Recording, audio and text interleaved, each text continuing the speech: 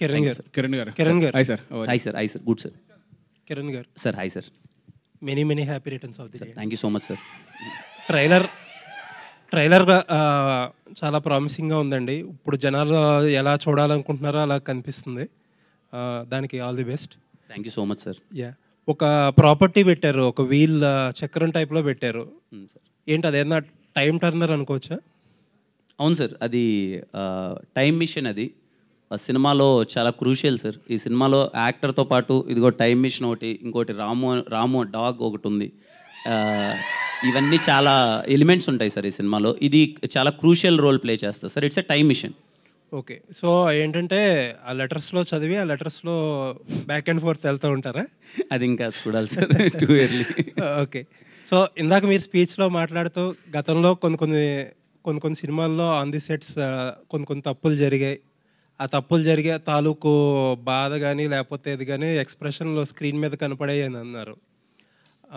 ఏంటంటే హీరో కంట్రోల్లో కూడా ఉన్న తప్పులు ఏంటి, and at the same time ఇప్పుడేం మార్చుకున్నారు? ఇప్పటికి ఏం మారింది?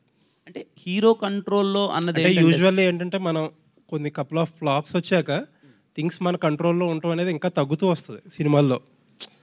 ఆబ్వియస్లీ సక్సెస్లో ఉంటే ఎక్కువ గ్రిప్ పెరుగుద్ది, ఫెయిల్యూర్స్లో ఉంటే కొంచెం గ్రిప్ తగ్గుద్ది. అలాంటిది ఇప్పుడు మోర్ కాన్ఫిడెంట్గా మాట్లాడుతున్నారు మీరు, అప్పుడు కొంచెం లెస్ కాన్ఫిడెంట్గా ఉన్నారు అంటున్నారు. అంటే ఏమో సార్, మీరు నాది ఎప్పుడు చూసినా సార్ కంటెంట్ ఒకవేళ కొంచెం అటు ఇటు ఉంటే నేనే ధైర్యంగా మాట్లాడలేకపోయాను సార్.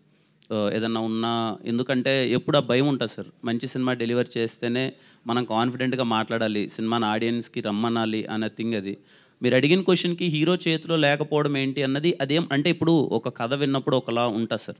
అంటే ఇప్పుడు డైరెక్టర్ గారు కానీ లేకపోతే విజన్ ఇలా తీద్దాం అనుకున్నది ఒక డిస్కషన్ ఉంటుంది. అక్కడికి వెళ్ళినప్పుడు ఏదైనా ఇంకోలా ఇప్పుడు ఫైట్ సీన్స్ ఉన్నాయనుకోండి సార్, ఇలా చేద్దాం అలా చేద్దామప్పుడు నాకు అర్థమైపోయింది మన రియాలిటీ ఇది కాదు, మనం ఇంత కాదు, కొంచెం ఈ సీన్కి ఇది అని. ఎక్కడో కొంచెం డిస్కషన్ అటు ఇటు అయినప్పుడు ఏమైపోయేది అంటే నా ఫేస్లో తెలిసిపోయేది. సో అది నేను తర్వాత బ్యాక్ టు బ్యాక్ చేసేయడం వల్ల మార్నింగ్ ఒక సినిమా, ఈవినింగ్ ఒక సినిమా, ఇలా అప్పుడు చేసిన సినారియోలో నేను కరెక్ట్ చేసుకోవడానికి కూడా ఆ సినిమాలో నేను స్క్రీన్ పైన చూస్తే నా తప్పులు తెలిసిపోయి కరెక్ట్ చేసుకుంటేలో వేరే సినిమాలు కూడా ఉండిపోయేవి సార్.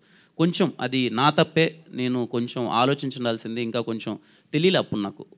చేశాను, కొంచెం అలాగే ఉంటుంది కదా అనుకొని చేశాను. నా తప్పులన్నీ నేను రియలైజ్ అయ్యాను. It's purely my small mistake sir. ఇది ఎవరిది కాదు, నాది. సో ఖచ్చితంగా అవి కొంచెం కరెక్ట్ చేసుకొని ఇక నుంచి అన్ని జాగ్రత్త పడతాను అనుకుంటున్నాను. చాలా తక్కువ మంది హీరోలు ఓపెన్గా తప్పులు చేసామని ఒప్పుకుంటారు. హోప్ఫుల్లీ అవన్నీ కరెక్ట్ చేసుకుని మీరు మంచి హిట్లు కొడతారని కోరుకుంటున్నాను సార్. తప్పకుండా సార్. మీ అందరికీ నా నుంచి ఈ కా అనే సినిమా దగ్గర నుంచి ఒప్పుకున్న ప్రతి ఒక్క స్క్రిప్ట్ సార్ నా నుంచి మీకు చాలా బాగా నచ్చుతుంది.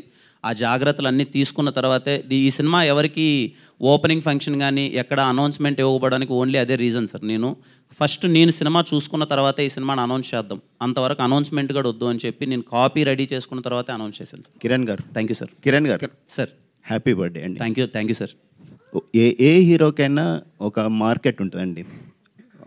ఆ మార్కెట్ మించి బడ్జెట్ పెడితే కాస్ట్ ఫెయిల్యూర్ అనేది చాలా ఇండస్ట్రీలో కనబడుతుంది.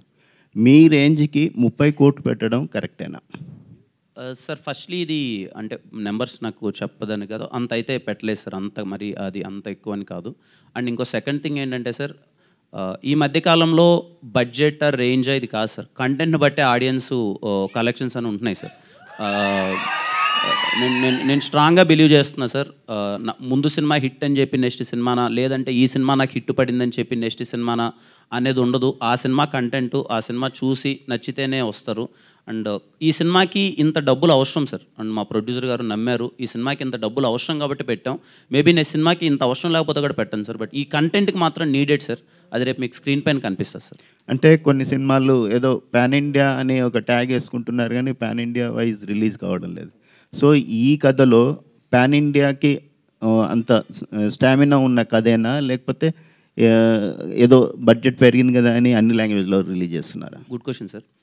ఇంతకుముందు చెప్పినట్టే ముందు మాకు ఈ కథ విన్నప్పుడు నాకు అన్ని లాంగ్వేజ్లోకి ఈ కథ వెళ్ళాలి అని అనుకున్నాను సార్. ఎందుకంటే నాట్ బికాజ్ ఆఫ్ హీరో. ఇప్పుడు నాకు ఏదైనా ఇంకొంచెం కమర్షియల్ కంటెంట్ అలాంటిదో నేను తమిళ్లోనో మలయాళంలో రిలీజ్ చేస్తే